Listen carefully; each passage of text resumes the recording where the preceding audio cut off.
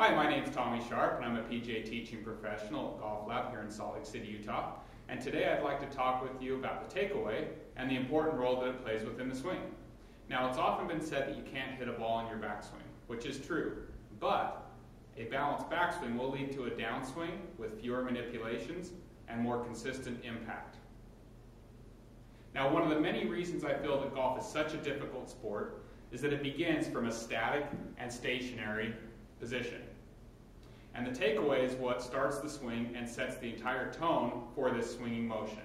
Now let's talk briefly about what is a golf club. In simplistic terms, it is a stick with a heavy weight on the end of it. So it is very understandable that players often feel an urge just to move that weight on the end of the grip to start the swing. When this happens, the player will have to undo and correct this motion at some time during their swing.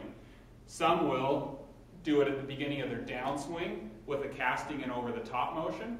Others who know what it feels like to swing from the inside will now come too far from the inside and have to rely on a flip of their wrists in an attempt to square the club. Now, in a less manipulated takeaway, both the grip and the club head should start together in a balanced motion. This will promote a club that swings freely, as well as a natural wrist hinge.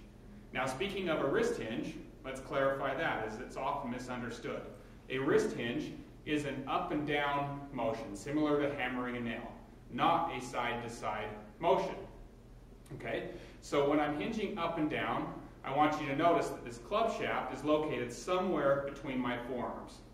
Now, getting back to the motion that I've talked about the grip and the club head moving back together, notice how the club head remains on this side of my body, and that relationship of the shaft and my forearms is still present, meaning that a wrist hinge should naturally occur in motion.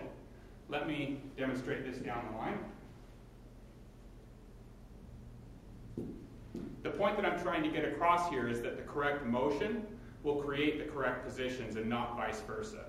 Now, in implementing this feeling into your own swing, I want you to feel that the end of the grip, not the club head, is moving in and continuously around in your backswing, as this will create a balanced club as well as promote rotation within your swing.